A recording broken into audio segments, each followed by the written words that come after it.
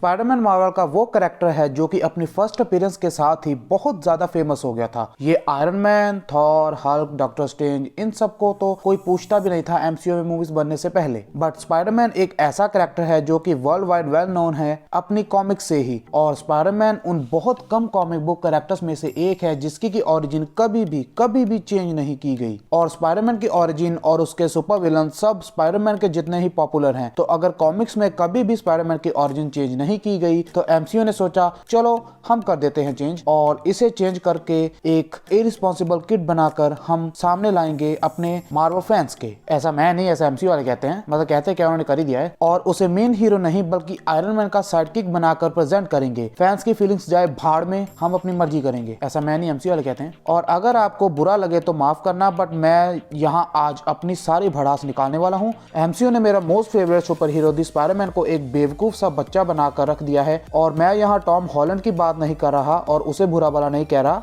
मैं एमसीयू के स्पाइडरमैन के राइटर्स और डायरेक्टर्स को ये बात कहने वाला हूँ। एंड आई नो इंट्रो थोड़ा सा लंबा हो गया है, सो इस वीडियो भी बहुत लंबी होने वाली है, सो प्लीज एक दफा देख लेना। So let's jump into it. तो सबसे पहला पॉइंट है सीक्रेट आइडेंटिटी का। तो सबसे पहले बात कर लेते हैं स्पाइडरमैन की मोस्ट इंपॉर्टेंट थिंग, नहीं एमजे नहीं, स्पाइडरमैन की सीक्रेट आइडेंटिटी के बारे में, जिसका कि ध्यान एमसीयू के पीटर ने घंटा नहीं रखा। आई मीन पहले तो जस्ट एक वीडियो देखकर ही आयरन मैन स्पाइडरमैन की आइडेंटिटी के बारे में जान लेता है और फिर ऑब्वियसली हैप्पी को भी इसके बारे में पता चल जाता है। चलो ये सब तो हमने एक्सेप्ट कर लिया, बट इसके बाद नर्ड जो कि स्पाइडरमैन का बेस्ट फ्रेंड है, उसे भी ये बात पता चल जाती है कि गंगाधरी शक्ति I mean Peter Parker he Spiderman है। और उसके बाद वल्चर को भी स्पाइडरमैन की आइडेंटिटी का बस ऐसे ही पता चल जाता है और वो पीटर से कह देता है, और पीटर भी 7 साल के बच्चे की तरह एक्सेप्ट कर लेता है कि वो ही स्पाइडरमैन है। आई मीन रियली यहाँ पे कोई पादकर भी नहीं मानता कि उसने मारा है, और यहाँ पे पीटर पार्कर मान जाता है कि वो स्पाइडरमैन है, वो भी अपने सुपर विलन के सामने। और इसके बाद मूवी की एंडिंग में आर्ट में भी जान जाती है कि पीटर पार्कर ही स्पाइडरमैन है। आई मीन यहाँ चल क्या रहा है भाई। तो इसके बाद सीक्वल में भी ये बेवकूफियां होती ही रहती हैं। फार फ्रॉम होम में पहली बार स्पाइडरमैन की आइडेंटिटी माइस्ट्रो को भी पता चल जाती है, और फिर एमजे भी बस ऐसे ही बोल देती है कि पीटर ही स्पाइडरमैन है, और ये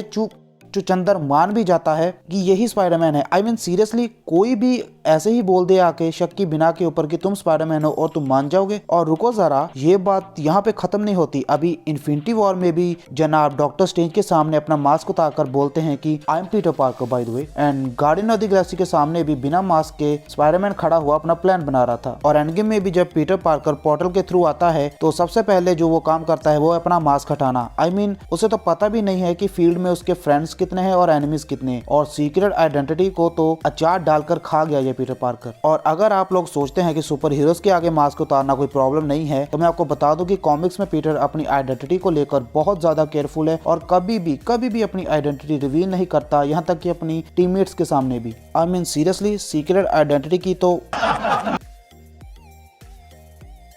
तो दूसरा पॉइंट है इररिस्पांसिबिलिटी। तो यार ये इररिस्पांसिबिलिटी का वर्ड स्पाइडरमैन के साथ जोड़ते हुए मुझे बहुत अजीब लग रहा है, क्योंकि स्पाइडरमैन का एक डायलॉग बहुत ज्यादा फेमस है और वो है with great power comes great responsibility. और पीटर ये बात अच्छी तरह से जानता है, बट वहीं एमसीयू का पीटर, जिससे कोई फर्क नहीं पड़ता कि उसके ऊपर कितनी बड़ी रिस्पांसिबिलिटी है, बस उसे तो अपनी बस मौज मस्ती करनी है। तो जैसे कि फार फ्रॉम होम में निक फ्यूरी स्पाइडरमैन को मिशन पे बुलाता है और चाहता है कि पीटर वो मिशन करे, लेकिन पीटर वो मिशन करने से मना कर देता है जस्ट बिकॉज वो ट्रिप पर जाना चाहता है और वहां पे पेरिस के आईफिल टावर पर चढ़कर वो अपनी एमजे को प्रपोज करना चाहता है। सही है भाई, दुनिया को कौन बचाना चाहता है, वो काम तो स्पाइडरमैन का है, और ये तो मुझे स्पाइडरमैन लग नहीं रहा। और फार फ्रॉम होम में पीटर मिशन से साफ साफ मना कर देता है, हालांकि निक फ्यूरी उसे बताता भी है कि मोल्टन मैन पूरी अर्थ के लिए एक खतरा है और उसे डिस्ट्रॉय कर सकता है, बट किसे पड़ी है। इसके बावजूद भी पीटर पूरी मूवी में बस बच्चों की तरह अपनी ट्रिप की ही रट लगाए बैठा है और मिशन को मना कर देता है, और यहाँ तक कि वो ट्रिप पे अपनी स्पाइडी सूट को भी लेकर नहीं जाता क्योंकि वो वेकेशन पर जाना चाहता है। आई मीन सीरियसली कोई रिस्पांसिबिलिटी नाम की चीज है भी या नहीं। तो आप इसी बात से ऑब्जर्व कर सकते हैं कि एमसीयू के पीटर के पास ग्रेट पावर तो है, लेकिन ग्रेट रिस्पांसिबिलिटी का एहसास नहीं है। तो नंबर 3 पे है आंट मे।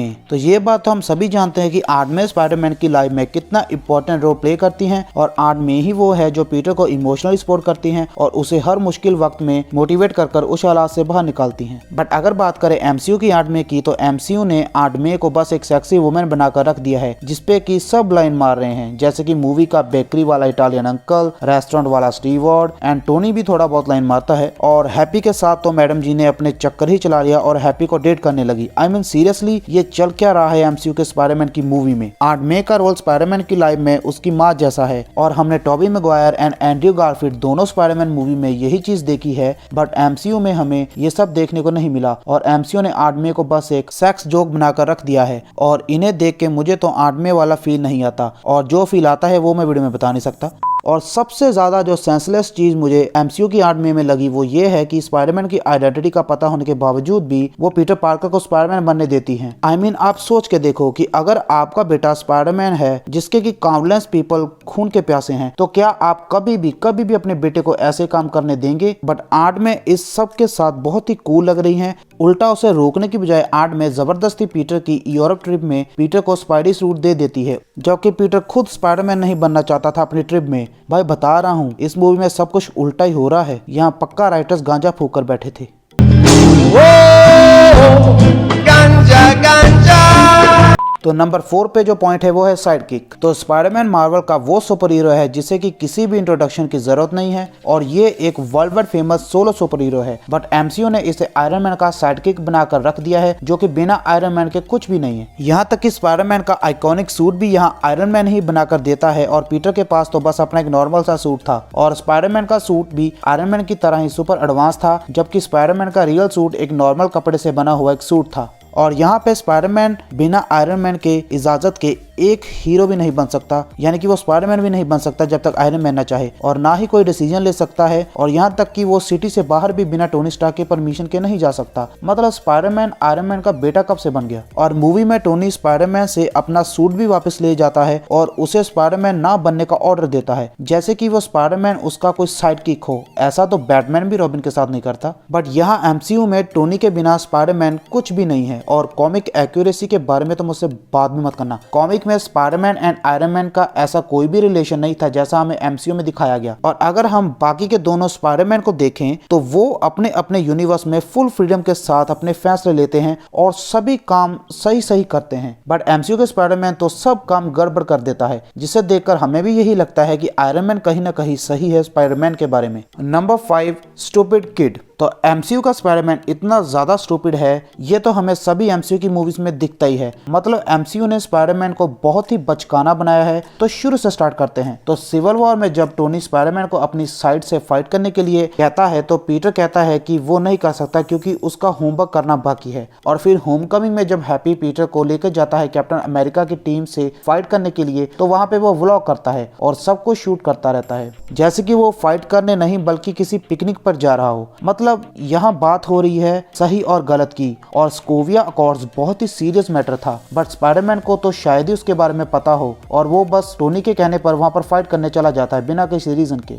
और फिर पूरी होमकमिंग मूवी में स्पाइडरमैन को बहुत ही स्टूपिड एंड डरपोक पोर्ट्रेट किया गया है। जैसे कि फर्स्ट टाइम उसकी फाइट वल्चर के साथ होती है तो उसका बुरा हाल होता है और वो पानी में डूब जाता है, और अगर आयरन मैन टाइम पर ना आता तो स्पाइडरमैन वहीं पर मारा जाता। नहीं मतलब स्पाइडरमैन इतना ज्यादा स्टूपिड है कि वो अपना ख्याल खुद नहीं रख सकता। और फिर इसके बाद जब स्पाइडरमैन एरन से इंटेरोगेशन करने जाता है तो एरन की कार की डिक्की बंद करने के साथ ही स्पाइडरमैन डर जाता है। और यही से पता चलता है कि एमसीयू का स्पाइडरमैन कितना डरपोक, बचकाना एंड स्टूपिड है। और इसके बाद वो अपना सूट हैक कर लेता है और वल्चर की टीम से फाइट करने निकल पड़ता है, और वहां पर भी स्पाइडरमैन सब कुछ गड़बड़ कर देता है और खुद को एक ट्रक में कैद कर लेता है। और फिर वल्चर के साथ फाइनल फाइट में भी उसका काफी बुरा हाल होता है और वो पिलर्स के नीचे दब जाता है। हालांकि स्पाइडरमैन के पास 6 सेंस प्लस सुपर स्पीड भी थी जिससे कि वो इजीली वहां से मूव कर निकल सकता था, बट नहीं। और अब बात करते हैं फार फ्रॉम होम की। तो इस मूवी के बारे में तो इससे पहले ही इस वीडियो में मैं काफी बार बात कर चुका हूँ कि स्पाइडरमैन अपनी रिस्पॉन्सिबिलिटी को छोड़कर कहता है कि वो बस ट्रिप पर जाना चाहता है और एंजॉय करना चाहता है, और अपनी स्पाइडरमैन की कॉस्ट्यूम तक भी साथ लेकर नहीं जाता। और निक फ्यूरी के मिशन पर बुलाने पर भी वो मना कर देता है, जो कि सबसे स्टूपिड चीज थी। और इससे भी ज्यादा अगर स्टूपिड चीज सुनने की करी है तो वो है मिस्टीरियो को एडिथ ग्लास दे देना, जो कि सबसे डेंजरस वेपन था। और उसके बाद क्या हुआ ये हम सभी जानते हैं। और इससे ज्यादा स्टूपिड थिंग मुझे नहीं लगता कि स्पाइडरमैन की हिस्ट्री में आज तक कभी भी हुई है। तो इससे आप अंदाजा लगा सकते हैं कि एमसीयू का स्पाइडरमैन कितना स्टूपिड एंड केयरलेस है। Number 6, struggle as two personalities. तो ये वाला पॉइंट सबसे इम्पोर्टेंट है किसी भी सुपर हीरो की लाइफ में, क्योंकि एक सुपर हीरो को अपनी 2 पर्सनैलिटीज के साथ स्ट्रगल करते हुए इस दुनिया से डील करनी होती है। जैसे कि एक सुपर हीरो की पर्सनैलिटी और दूसरी उसकी अल्टर ईगो। अब स्पाइडरमैन एंड पीटर पार्कर दोनों एक ही पर्सन है, बट दुनिया के लिए वो 2 अलग अलग पर्सन है, और यही चीज को ऐसे ही रखने के लिए ज्यादातर सुपर हीरोज को स्ट्रगल करना पड़ता है। और इस स्ट्रगल को हमने टोबी मैगवायर की मूवी में बखूबी देखा है कि कैसे पीटर पार्कर स्पाइडरमैन बनकर अपना फर्ज अदा करता है, और साथ ही साथ पीटर बनकर वो डेली ब्यूगल में काम करता है और अपनी लाइफ को फाइनेंशियली स्टेबल रखता है। और इसके अलावा वो पिज्जा डिलीवरी बॉय का काम भी करता है, और इसके साथ साथ वो कई सारे और काम करता है ताकि वो अपना और अपनी आदमी का ख्याल रख पाए। और ये स्ट्रगल एक सुपर हीरो को एक कॉमन मैन भी बनाता है। बट अगर बात करें एमसीयू के स्पाइडरमैन की, तो यहाँ पे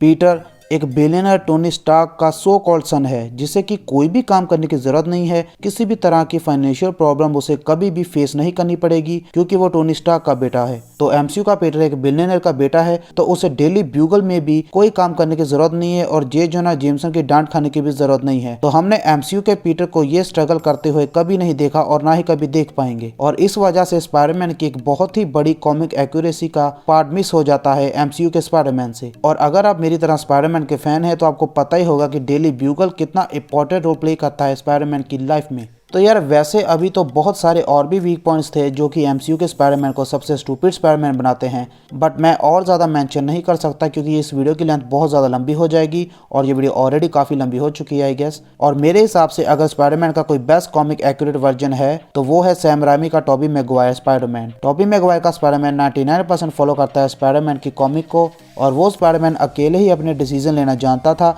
उसने कभी भी अपनी आइडेंटिटी का अचार नहीं डाला, और ना ही कभी कोई स्टूपिड चीज़ करी है। और एंड्रयू का स्पाइडरमैन भी काफी हद तक बढ़िया था, और हालांकि वो पूरी तरह से कॉमिक एक्यूरेट तो नहीं था, बट स्टिल वो एमसीयू के स्पाइडरमैन से काफी बेटर था। बट एमसीयू का स्पाइडरमैन तो पूरी तरह से टोनी स्टार्क के ऊपर निर्भर है, और आगे भी निर्भर रहेगा। तो बस यार ये वीडियो यहीं पर खत्म करते हुए मैं आप लोगों से माफी मांगता हूँ अगर आपको इस वीडियो में कुछ भी बुरा लगा हो, बट ये जो भी था वो लॉजिकल फैक्ट्स थे जो बिल्कुल सही थे। और मैं एक बार फिर रिपीट करता हूँ कि इस वीडियो में मैंने टॉम हॉलैंड को कोई भी इंसल्ट नहीं करा है। यहाँ पे बस मैंने डायरेक्टर्स एंड राइटर्स के बारे में बताया है कि कैसे उन्होंने स्पाइडरमैन के कैरेक्टर को डिस्ट्रॉय कर रख दिया है, और उसे बस एक छोटा सा बेवकूफ सा बच्चा बनाकर रख दिया है। सो गाइस, अगर आपको इस वीडियो में कुछ बुरा लगा तो प्लीज फॉरगिव मी, एंड अगर आपको इस वीडियो में कुछ अच्छा लगा तो please hit the like button and subscribe कर लीजिए मेरी आने वाली नई वीडियोस देखने के लिए। और अभी मैं आपको मिलूंगा अपने नेक्स्ट वीडियो में, तब तक के लिए गुड बाय।